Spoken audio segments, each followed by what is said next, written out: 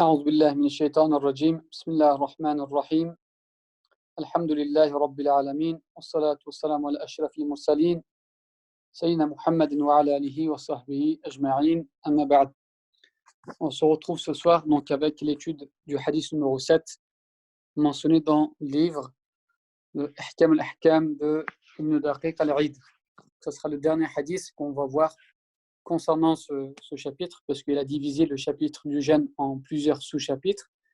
Et à partir de la fois prochaine, donc on verra les hadiths qui va concerner le voyage, Inch'Allah. Donc je laisse la parole à Fatih pour nous lire le hadith en question. Tfaddal. Abu Huraïra, qu'Allah soit satisfait de lui, a dit: Nous étions assis un jour autour du prophète, bénédiction et salut soient sur lui, quand un homme se présenta à lui et lui dit: Ô messager d'Allah, j'ai péri. Qu'est-ce qui t'est arrivé? J'ai couché avec ma femme alors que j'observais le jeûne du Ramadan.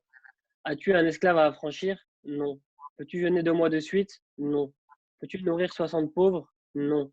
Le prophète, bénédiction et salut soient sur lui, marqua alors une pause. À ce moment, on lui amena un grand sac de dattes et il dit: Où est l'auteur de la question? Me voici. Prends ceci et fais-en une aumône au profit de quelqu'un de plus pauvre que moi, au messager d'Allah. Au nom d'Allah, il ne vit pas entre ces deux là-bas, quartier de Médine, une famille plus pauvre que la mienne. Le prophète, bénédiction et salut soient sur lui, éclata de rire au point de laisser se découvrir ses molaires, et puis il dit: Fais-en une nourriture pour ta famille. Rapporté par al-Bukhari et Muslim. Alors dans ce hadith du prophète sallallahu alayhi wa sallam, parmi les leçons qu'on va retirer, parmi les points que Ibn Daqiq al-Eid a évoqués, on va évoquer les plus importants. Tout d'abord,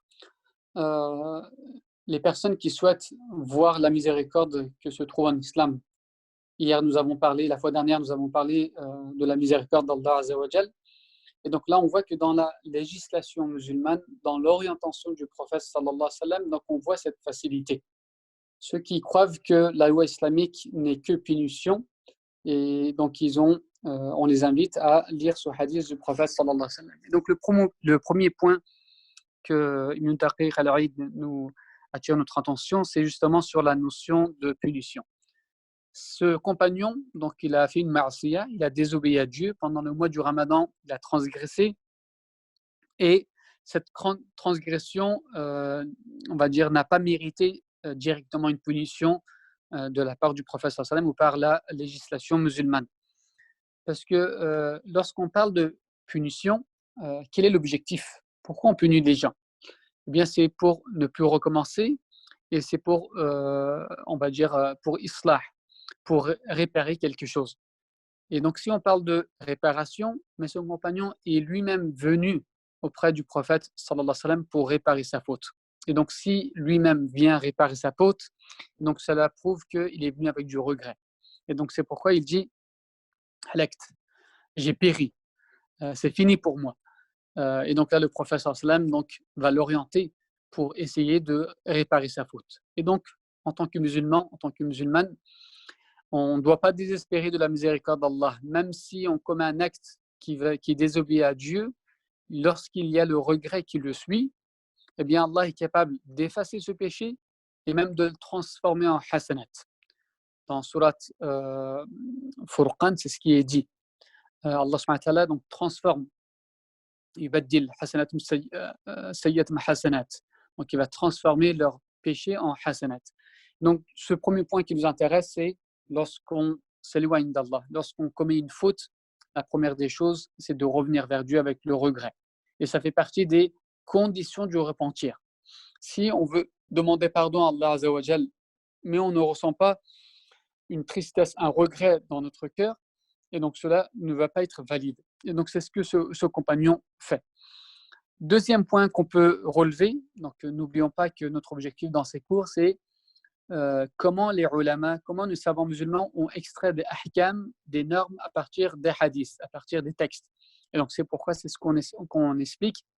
Donc on n'est pas là pour forcément donner des opinions, l'opinion qui sera le plus propondérant ou bien autre chose, c'est de comprendre comment les savants arrivent à extraire des normes juridiques à partir des hadiths. Et donc le deuxième point qui nous intéresse, c'est que le prophète sallallahu alayhi wa sallam a indiqué une kafara, une expiation, donc pour celui qui va consommer avec son épouse pendant le mois du Ramadan, qui va avoir des rapports avec son épouse pendant le mois du Ramadan. Et donc ici, dans ce hadith, il n'est pas précisé. Est-ce que cette personne l'a fait de manière volontaire ou bien involontaire? Et rappelez-vous le hadith numéro 6 qu'on avait vu, donc concernant la personne qui avait mangé ou bien bu par oubli. Est-ce qu'il complète? Est-ce que son jeûne est invalide ou non? Donc là, on est dans la continuité, mais dans un autre cas. Et ce cas donc, ne concerne plus la nourriture, mais concerne un autre interdit pendant le jeûne qui est les rapports intimes avec l'épouse. Alors le fait que ce compagnon dit halakt, j'ai péri, donc les ulama vont dire que dans ce hadith, on comprend que c'était volontaire, qu'il n'a pas pu, on va dire, se maîtriser, et donc il l'a fait de manière volontaire, donc il savait que c'était interdit. Parce que s'il l'aurait fait par oubli, il n'aura pas dit j'ai péri. Et donc, ils vont se baser sur ce hadith. Tous les savants sont d'accord que toute personne, de manière volontaire, qui va rompre son jeûne avec une relation, donc devrait rattraper son jour et également devrait donner une expiation. Alors, qu'en est-il de la personne qui va oublier? Est-ce que la personne, par oubli, devrait-il lui-même aussi donner une expiation ou non?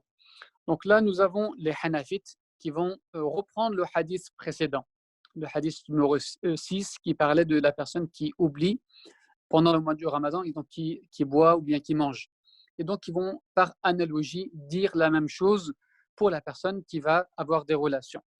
Quant aux Malikites, les Malikites vont exiger donc, le rattrapage, mais ne vont pas exiger l'expiation. Quant aux Hanbalites, eux, ils vont dire ce hadith, il est général. Et donc, même s'il y a des indices qui peuvent nous dire qu'il s'agit de manière volontaire, mais pour eux, c'est plutôt l'action qui est importante. Si la personne a fait cette action, qu'il l'a fait de manière volontaire ou bien involontaire, donc pour eux, ça ne change pas. Et donc ici, c'est comme si, on peut prendre un exemple, une personne qui va griller un feu rouge. Et lorsque l'agent, le policier va l'arrêter, donc qu'il l'a fait exprès ou bien sans faire exprès, il va recevoir l'amende. Et donc ici, les Hanbalites, dans le même sens, ils vont dire que c'est l'acte qui est pris en considération. Donc s'il l'a fait, donc ça veut dire qu'il a commis un crime vis-à-vis du mois du Ramadan. Et donc cela mérite la punition et donc l'expiation. Il y a un avis qui est shaz. Shaz dans le fiqh, que veut dire lorsque vous lisez un texte, un livre de fiqh, et ça indique que cet avis est un avis shaz, c'est-à-dire c'est un avis qui est marginal, qui n'a pas été pris en considération. Donc il y a une minorité, très forte minorité, qui disent que même si la personne consomme de manière volontaire, n'a pas donné d'expiation. Pour quelle raison? C'est parce que cette personne, si vous constatez à la fin, qu'est-ce qu'il fait? Eh bien, c'est lui qui va profiter de le kafara. Normalement, la kafara, c'est comme la zakat.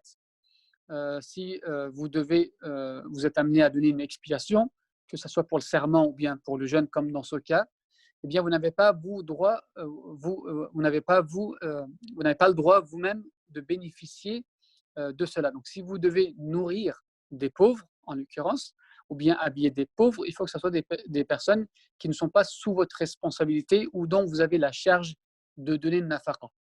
Alors que dans ce hadith, on voit que c'est lui-même, le prophète lui autorise de consommer de cette kafara. Donc il lui dit, ces dates, tu les prends et vous mangez en famille. Et donc c'est ce qui a conduit, à partir de ce hadith, certains dire qu'il n'y a pas de kafara, parce qu'on a vu que la kafara ici saute. Alors sur cette question de kafara, bien sûr, ça c'est un avis qui n'a pas été pris en considération. Même si on voit à la fin du récit que c'est lui-même qui a consommé ces dates, cela ne veut pas dire que la kafara n'est pas exigée pour la personne qui va avoir des relations avec son épouse de manière volontaire. Alors, comment expliquer alors cette partie du texte? Si on n'a pas le droit de nous bénéficier de la kafara, de l'expiation, de la nourriture, donc comment se fait-il que lui, alors, le prophète lui a autorisé? Là, les ulama, ils vont dire tout d'abord que ici, la kafara n'a pas sauté. C'est-à-dire, il est toujours redevable de cette kafara. Et donc, quelle que soit votre situation, même si vous êtes en mesure de ne pas pouvoir nourrir des pauvres, la kafara est toujours sous votre responsabilité et le jour où vous aurez les moyens, vous devez acquitter.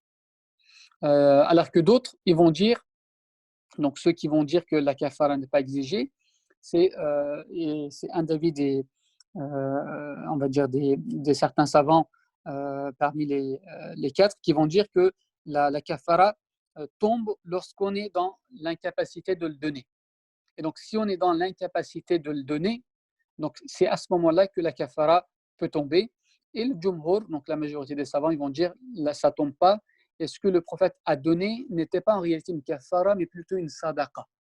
Donc, dans le sens, comme il est dans le besoin, donc même si à la base, ce qu'il devait donner, c'était une kafara, donc une expiation, et donc il va changer de statut, et donc pour lui, ça sera une sadaqa, une aumône, et non plus une kafara. Donc c'est comme ceci que les savants qui disent que la kafara ne tombe pas de cette personne, et donc ils font le lien avec la fin du hadith pour dire c'est plus une kafara, mais c'est devenu une sadaqa.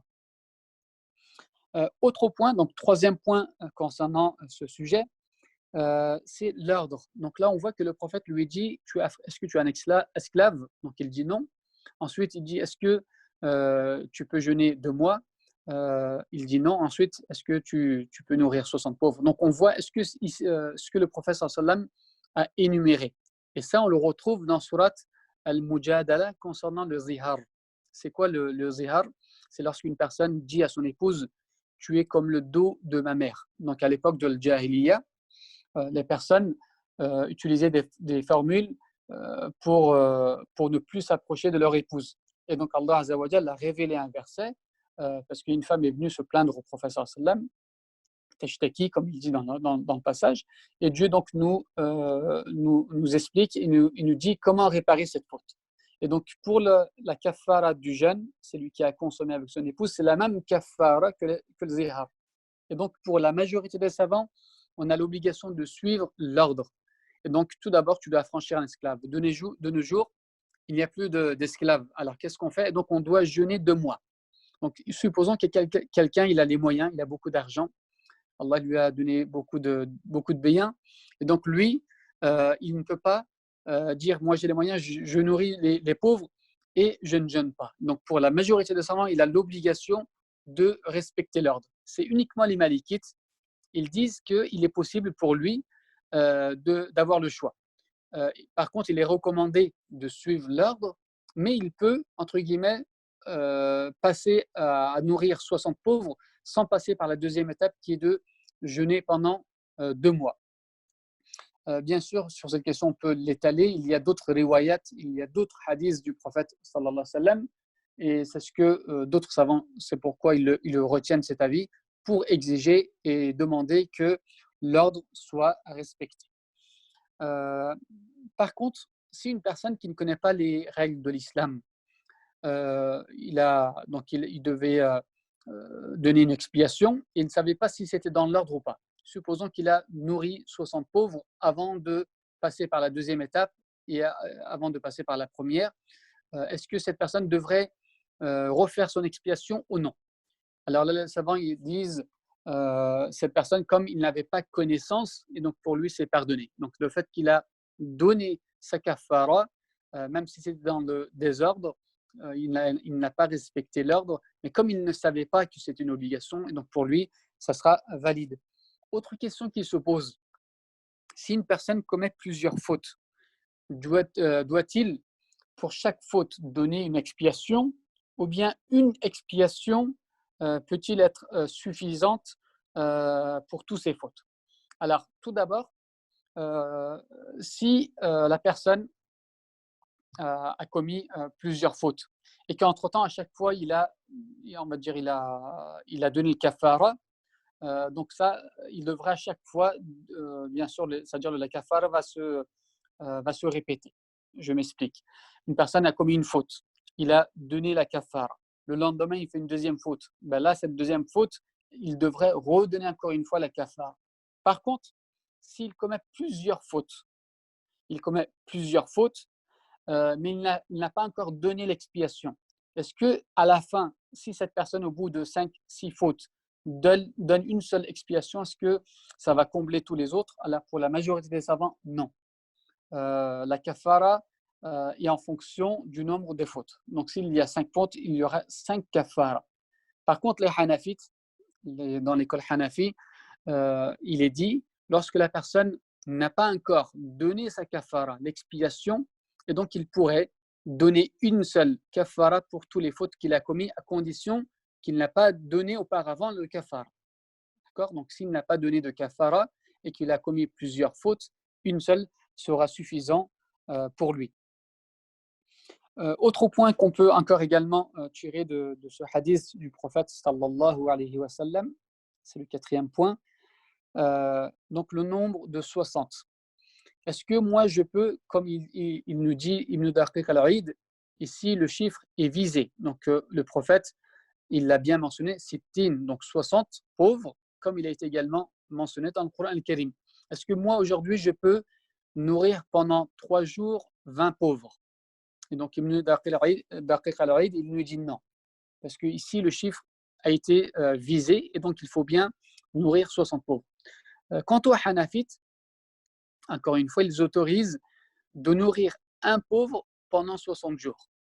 Donc, on a la possibilité de nourrir 60 pauvres et on a également la possibilité de nourrir un pauvre pendant 60 jours selon la Hanafite. Maintenant, qu'est-ce qu'on doit donner comme nourriture? Est-ce que c'est une quantité qui est voulue par le législateur? Est-ce que c'est défini? Ou bien s'agit-il d'une nourriture qui va leur permettre d'être rassasiés? Donc c'est pourquoi les Hanafites ils disent c'est une nourriture. Du moment qu'on les nourrit et qu'ils sont rassasiés, eh bien c'est suffisant. Par contre, les Shafi'ites, eux, exigent que ça soit une quantité. Et c'est quoi la quantité? On parle de moud. Et que veut dire moud? Donc c'est une unité de mesure de l'époque. Vous prenez vos 2 mains et on remplit votre main. Et donc c'est ça la mesure de moud. Donc la nourriture qui va remplir vos 2 mains, c'est la quantité exigée et c'est la même quantité pour la fidya. Alors c'est quoi la fidya? Lorsque la personne est dans l'incapacité de jeûner, comme les personnes âgées. Donc pour chaque jour de jeûne, ils doivent compenser. Et cette compensation est appelée fidya. Et donc la quantité de la fidya et de la quantité de la kafara à nourrir les pauvres, c'est la même. Et donc ça représente à peu près 750 grammes. Donc même pas 1 kilo. Si maintenant, est-ce que je peux, à la place de donner de la nourriture, puis-je de donner de l'argent? Et donc cette question relève, on va dire, et en corrélation avec la question de Zakat al-Fitr. Pour Zakat al-Fitr, comme vous savez, pour la majorité, il faut donner de la nourriture. Les Hanafites autorisent de donner la valeur de cette nourriture. Donc aujourd'hui, qui est estimée pour la plupart à 7 euros. Et donc également, dans la continuité, chez les Hanafites, il est également possible de donner de la valeur. Et donc aujourd'hui, s'il y a on va dire des associations qui collectent Zakatul Fitr ou bien Zakat, et donc on voit parfois dans leur site internet, il y a une case où c'est marqué Kafara. Et donc ça veut dire que vous allez donner votre argent à eux, vous allez calculer, donc si c'est estimé à 5 euros la fidya, donc vous allez faire 5 fois 60 pauvres, 300, donc vous allez donner 300 euros à cette association, à cet organisme, et et l'organisme aura la tâche de nourrir justement les 60 pauvres ou bien un pauvre pendant 60 jours, comme l'avis de l'école Hanafite. Dernier point concernant notre hadith du jour, c'est que dans ce passage, on voit que c'est le prophète sallam qui demande à l'homme de donner kafara. Et donc, est-ce que la femme aussi, lorsque elle a commis la faute avec son mari, est-ce qu'elle est concernée par l'expiation ou pas? Alors, pour la majorité des savants, oui. Pour les Shafi'ites, non. Justement. Pourquoi? Parce que le prophète s'adresse à l'homme. Il lui dit donc, est-ce que tu as ça? Est-ce que tu as ça? Est-ce que tu peux donner, affranchir un esclave? Est-ce que tu peux jeûner de moi? Et donc, comme le prophète ne s'est pas adressé à son épouse, donc les Shafi'ites ont déduit que la femme n'a pas on va dire, à donner d'expiation. Simplement, elle devrait rattraper son jeûne. Mais pour la majorité des savants, chacun des deux devrait rattraper son jeûne et l'expiation. Donc, ça fait 2 mois de jeûne plus le jour à rattraper. Donc voilà l'étude de ce hadith avec, vous voyez, donc on a un seul hadith. Ibn Taqiq al-Aid, il a évoqué plus d'une dizaine de points. Là, j'ai essayé de prendre les points les plus essentiels. Donc, à partir d'un hadith, on peut extraire parfois une dizaine de ahkam et qu'aujourd'hui, on arrive à répondre à différentes questions à partir justement d'un seul hadith du prophète sallallahu alayhi wa sallam.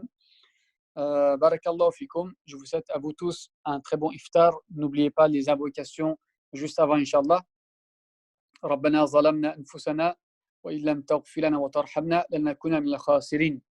Il y avait juste une question que je n'ai pas vue. Est-ce qu'il faut nourrir 60 pauvres d'un coup ou est-ce que c'est possible d'en nourrir 30 puis deux on n'est pas obligé de les nourrir en même temps. Donc on peut étaler, c'est-à-dire on peut prendre 20 pauvres aujourd'hui, 20 pauvres demain et 20 pauvres le lendemain. Donc ça ferait, on aurait nourri 60 pauvres. Qu'Allah accepte de nous nos actions et nous préserve de tomber dans le péché. Et encore une fois, si ça nous arrive, nous sommes des êtres humains, nous ne sommes pas des anges. Donc si ce compagnon a commis ce péché, s'il est tombé dans l'erreur, il a eu le courage de venir voir le prophète sallam et il a le courage de connaître quelles sont les règles pour se racheter, pour se rattraper. Donc c'est à nous également, on ne condamne pas, on est là toujours pour se rattraper. La vie, du moment qu'Allah nous a donné la vie, il y a toujours moyen de se rattraper بإذن تعالى. ربنا لا تزغ قلوبنا بعد إذ هديتنا وهب لنا من لدنك رحمة إنك أنت الوهاب. اللهم ظلمنا أنفسنا وإن لم تغفر لنا وترحمنا لنكونن من الخاسرين. اللهم اكفنا بحلالك عن حرامك واغننا بفضلك عن سواك. اللهم ثبت أقدامنا يا أرحم الراحمين. يا ربنا تقبل منا صلاتنا صيامنا دعاءنا أذكارنا وسائر أعمالنا يا رب العالمين. اللهم صل وسلم على سيدنا ونبينا محمد والحمد لله رب العالمين. Bon iftar à vous tous. Assalamu alaikum wa rahmatullahi wa barakatuh.